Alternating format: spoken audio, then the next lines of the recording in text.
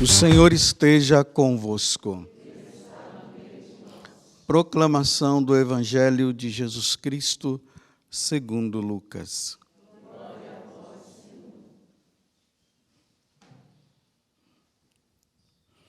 Naquele tempo, os discípulos contaram o que tinha acontecido no caminho e como tinham reconhecido Jesus ao partir o pão. Ainda estavam falando quando o próprio Jesus apareceu no meio deles e lhes disse: "A paz esteja convosco." Eles ficaram assustados e cheios de medo, pensando que estavam vendo um fantasma. Mas Jesus disse: "Por que estáis preocupados? E por que tendes dúvidas no coração? Vede minhas mãos e meus pés. Sou eu mesmo. Tocai em mim e vede. Um fantasma não tem carne nem ossos, como estás vendo que eu tenho." E dizendo isso, Jesus mostrou-lhes as mãos e os pés. Mas eles ainda não podiam acreditar porque estavam muito alegres e surpresos. Então Jesus disse: "Tendes aqui alguma coisa para comer?" Deram-lhe um pedaço de peixe assado. Ele o tomou e comeu diante deles. Depois disse-lhes: "São estas as coisas que vos falei quando ainda estava convosco. Era preciso que se cumprisse tudo o que está escrito sobre mim na lei de Moisés, nos profetas e nos salmos." Então Jesus abriu a inteligência dos discípulos para entenderem as Escrituras. E lhes disse: "Assim está escrito: o Cristo sofrerá e ressuscitará dos mortos ao terceiro dia. E no seu nome serão anunciados a conversão e o perdão dos pecados a todas as nações, começando por Jerusalém. Vós sereis testemunhas de tudo isso." Palavra da salvação.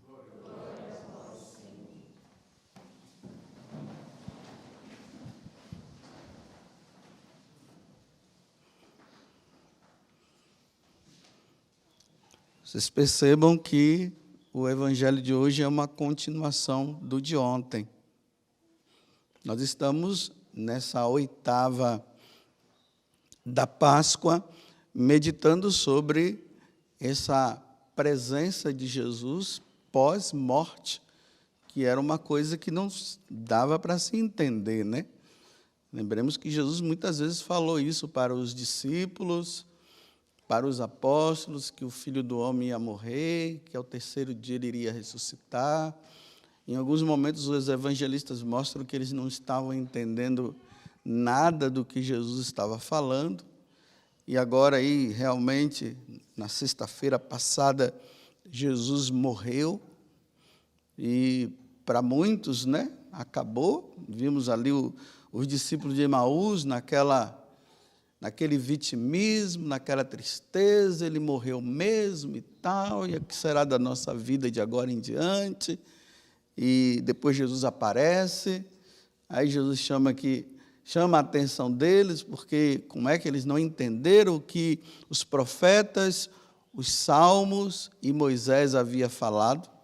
E nós vimos aqui na primeira leitura, agora, Pedro e João mostrando para as autoridades que realmente Jesus havia ressuscitado e colocando ali, falando de Moisés, no livro de Moisés falava isso, nos Salmos falava isso, nos profetas falava isso a respeito dele. E, mais uma vez, eles começam, né, agora a perseguir os apóstolos.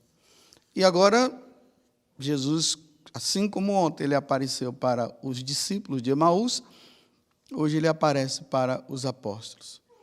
Eles estavam até pensando que era um fantasma, não estavam acostumados com isso. E aí Jesus mostra, né, as chagas. "Vem cá, toca aqui, veja, sou eu mesmo. Tem alguma coisa para comer? Traz aí que eu como para vocês verem." Um fantasma não... Na verdade, ele estava dizendo isso, né? Um fantasma não come. E, mais uma vez, Jesus fala: o que ele falou para os discípulos de Emaús. Assim está escrito: o Cristo sofrerá e ressuscitará dos mortos ao terceiro dia. E no seu nome serão anunciados a conversão e o perdão dos pecados a todas as nações, começando por Jerusalém. E vós sereis testemunhas de tudo isso. Vamos lembrar que na segunda-feira passada, agora, quando teve ali a ressurreição de Jesus, né? Que as mulheres foram lá, aí os soldados do templo estavam ali, então eles viram realmente uma luz resplandecer, viram os anjos, foram lá, falaram para o Sinédrio. O Sinédrio foi aqueles que mandou crucificar, e eles disseram o quê? Olha, faz o seguinte, nós vamos pagar isso aqui para vocês, vocês vão dizer que nada disso aconteceu, e pode ficar tranquilo que a nossa parte nós faremos também. E ali o evangelista, que foi Lucas, terminou, agora acho que foi Lucas mesmo, terminou dizendo assim: olha, e essa notícia se espalhou em Israel. Essa mentira se espalhou. Lembremos também que os apóstolos foram as testemunhas fiéis de nosso Senhor.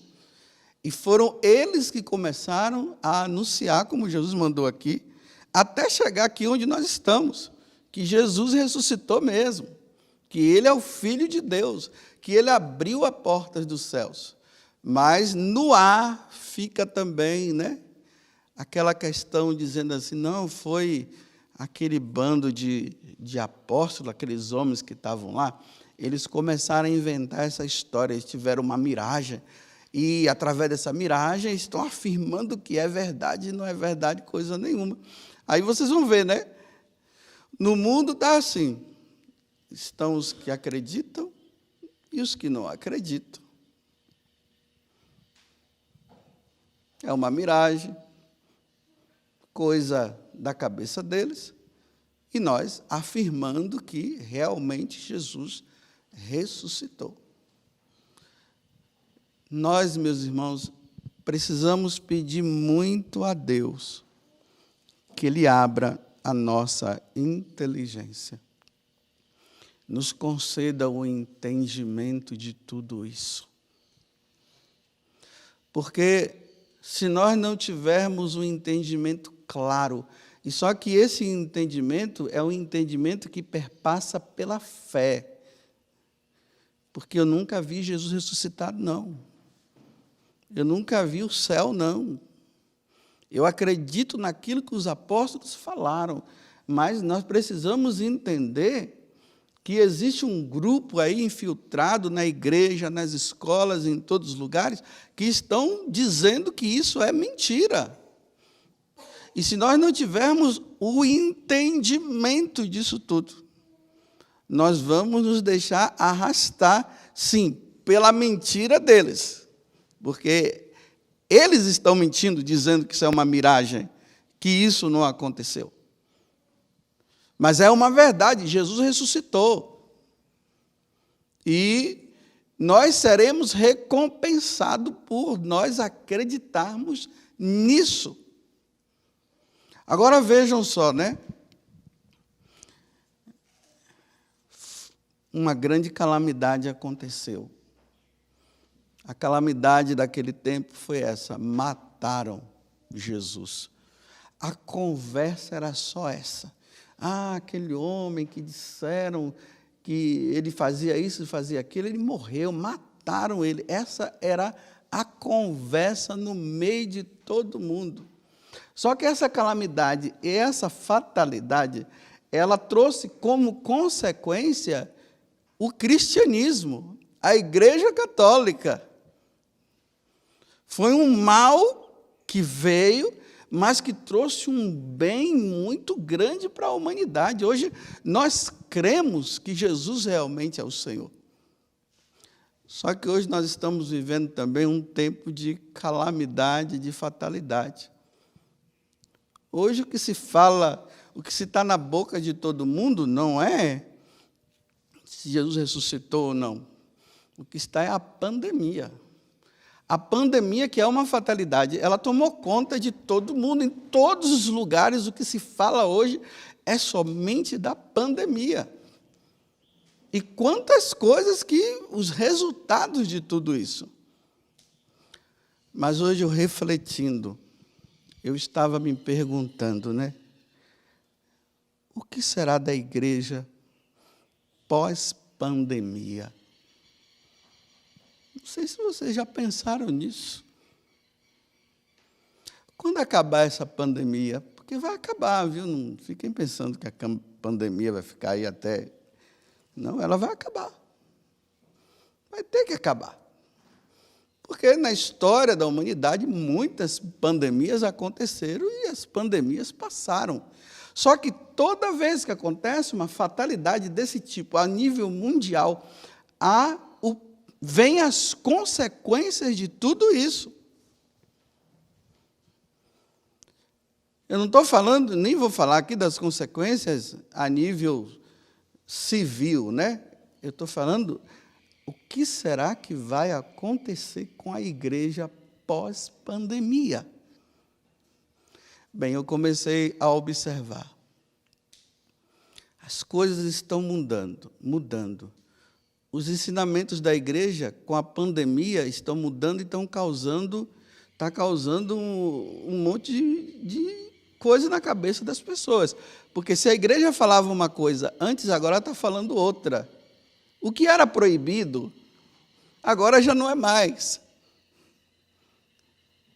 Por exemplo, lá no confessionário, uma pessoa veio e disse assim: padre, eu vim me confessar porque eu quero pedir perdão a Deus porque eu fui à missa.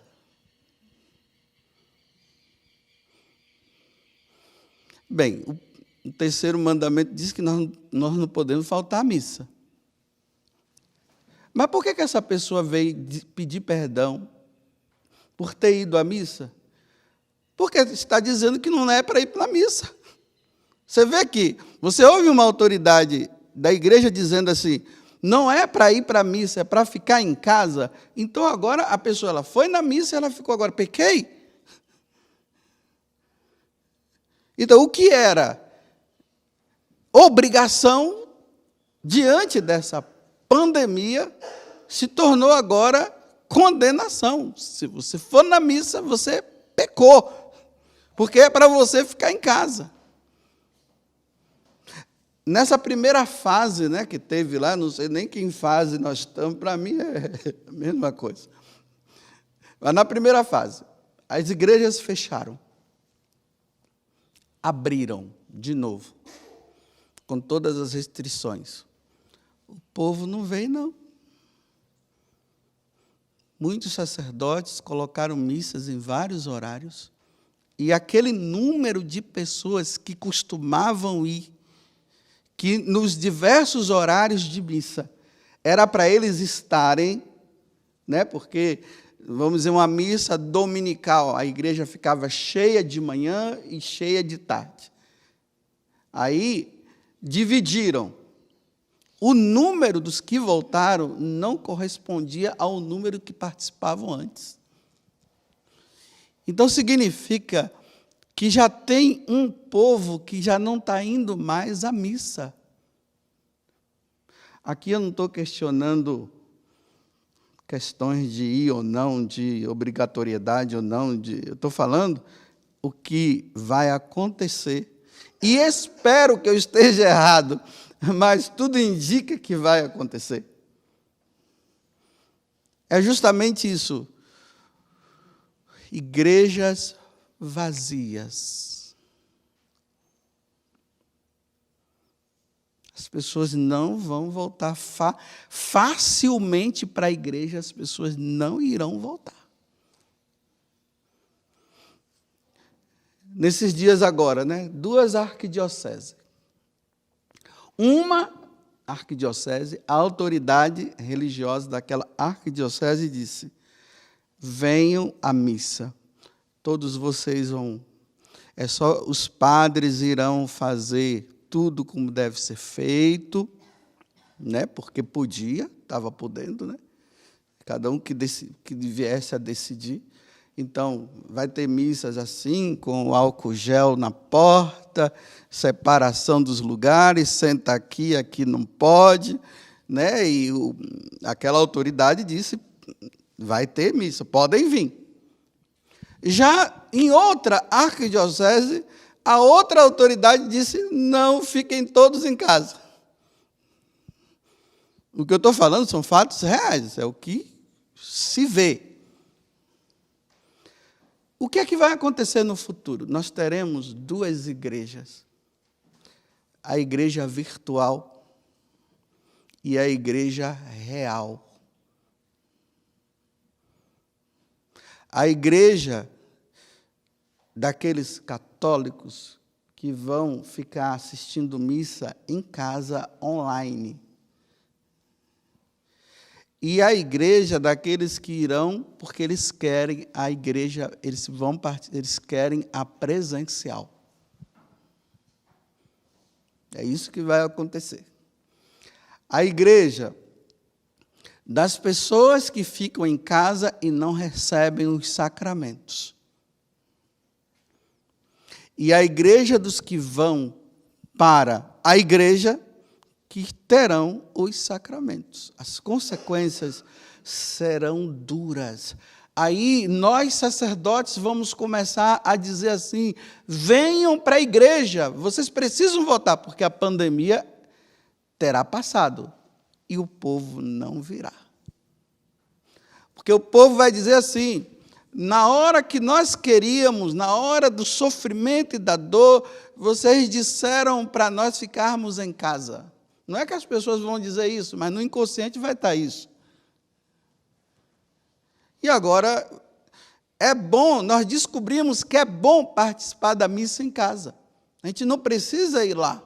Hoje não é assim, quando você quer assistir um filme ou qualquer coisa, um documentário, já está tudo lá gravado, é só você entrar e assistir, vai ser assim. Ah, vamos assistir uma missa agora? Vamos, tudo virtual. Vamos, então, aí coloca lá missa, aí aparece lá, fica assistindo em casa. Porque não vão para casa, não vão para a igreja. Um grupo pequeno vai perseverar e irá. Um grupo grande não irá. A igreja virtual e a igreja presencial, a igreja real, a virtual e a presencial. Porque aqui Jesus está dizendo que é para os apóstolos irem pregarem o evangelho a todas as nações para proclamar o perdão dos pecados e o retorno das pessoas que estão longe de Deus. Vai ser difícil. Nós vamos suar. No púlpito nós vamos suar dizendo, venham, venham, venham. E o coração das pessoas vai estar tão endurecido que eles não virão.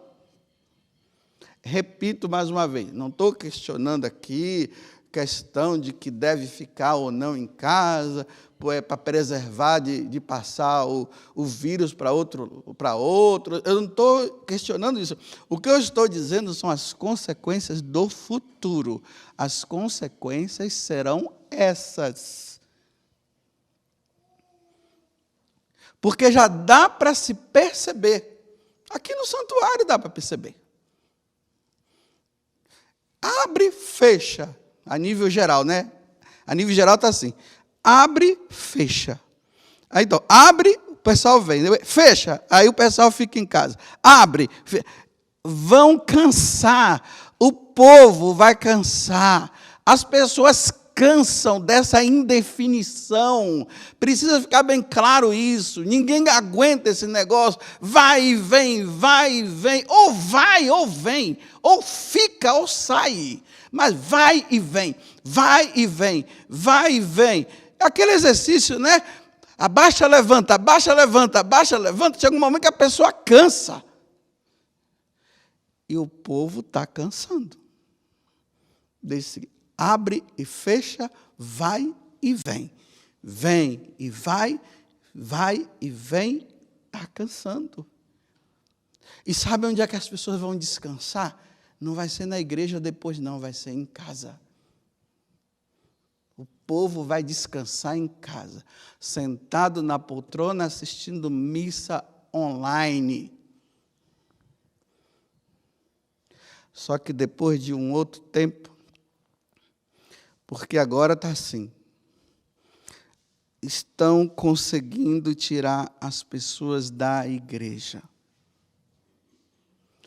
Aí as pessoas estão assistindo em casa. Quem é que tem o poder das comunicações?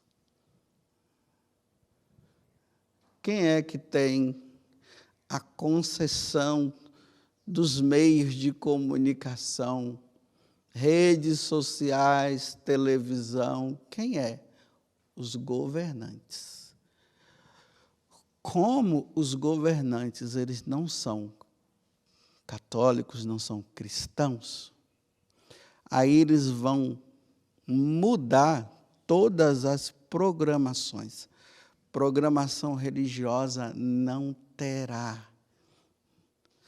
E eu falo programação religiosa tipo essa.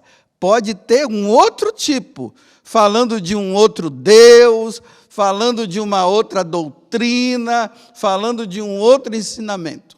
Mas esse daqui, doutrina da igreja, missa celebrada, eles vão tirar tudo. Aí esses que estão acostumados a ficar assistindo em casa, vai ser um passo tão fácil para mudar, porque muda a programação religiosa, entram os novos que vão ensinar diferente, e aí pronto.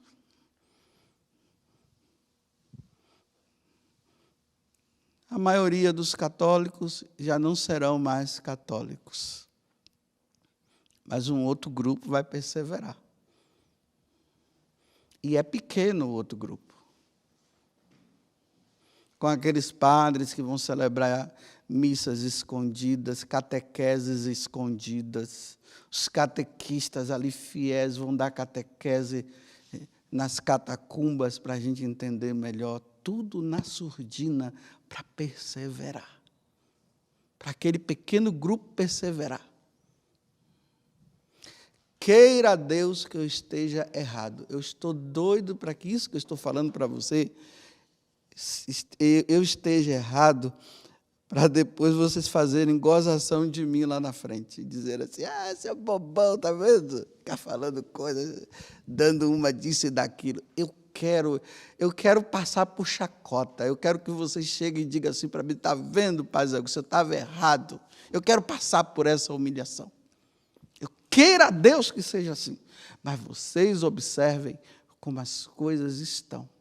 Quando aquela pessoa veio e disse assim, eu quero pedir perdão a Deus por ter ido à missa. Vocês estão pensando que foi só essa pessoa que fez isso? Muitas. Muitas. Porque estavam achando que estavam desobedecendo. E ir à missa desse jeito, eu estou desobedecendo. Mas obedecendo e desobedecendo a quem? Guardai os domingos e festas. E se tem uma oportunidade de ter um padre que pode estar celebrando, como é que pode ser pecado? Se a lei de Deus diz que é para guardar os domingos e festas. Então, tá bom. A igreja virtual e a igreja presencial. A virtual não tem sacramento. Não vai ter sacramento. Não vai ter batismo, não vai ter casamento. Não vai ter. A virtual não tem. É só se juntar. A presencial não, aí vai ter. Vai ter a Eucaristia, vai ter o batismo, que é a água na cabeça da pessoa. Vai ter o sacerdote lá dando absolvição. A igreja virtual não tem absolvição de pecados. Porque para se ter a absolvição de pecado, tem que estar presente diante do Padre. E não vão estar presentes, porque vão estar ficando só em casa, assistindo em casa. Eu estou falando a nível religioso, não estou falando a nível civil, se vai para o shopping ou não vai, isso aí é outra coisa. Eu estou falando igreja, a igreja. E nós precisamos pedir a Deus que Ele abra a nossa inteligência para que nós não nos conformemos com essa situação de ficar sem ir na missa em casa, para quando voltar nós sairmos correndo para poder participar da missa presencial. Porque se nós nos acomodarmos como muitos já estão acomodados, já estão se contentando com isso, não vai ser fácil. Então, nós temos que ir contra. Não estou dizendo para levantar bandeira, brigar com o bispo, brigar com o pai, não estou falando nada disso. Eu espero que vocês entendam. Eu estou dizendo que nós, interiormente, nós temos que estar ali. Não vai ter missa, então vai participar pela televisão, então participa pela televisão, pelo celular, porque não está tendo missa. Mas inconformados, de bico grande, sabe, assistir aquela missa de bico grande, com raiva, dizendo, eu queria estar lá, mas eu não posso, porque nós não estamos podendo. É isso, é assim que nós temos que estar. Não é dizer assim, está tudo bom, tudo maravilhoso. É tão bom assistir a missa aqui deitado no sofá. Que bom, meu Deus. Bem, traz aí um refrigerante agora. Bem, agora já está na hora da comunhão. Traz um biscoitinho aí, para imitar, que eu estou comendo também.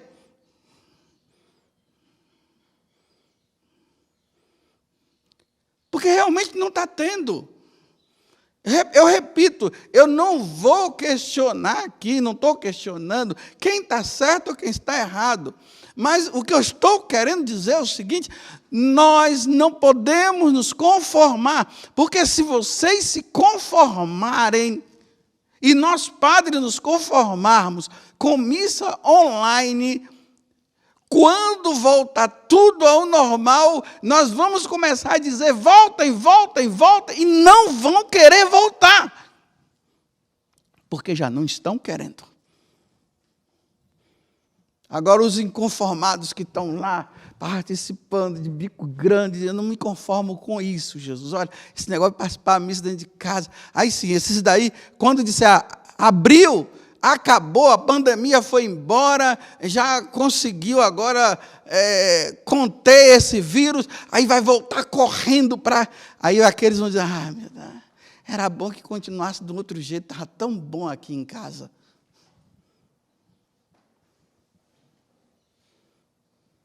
Louvado seja nosso Senhor Jesus Cristo e a nossa Mãe Maria Santíssima.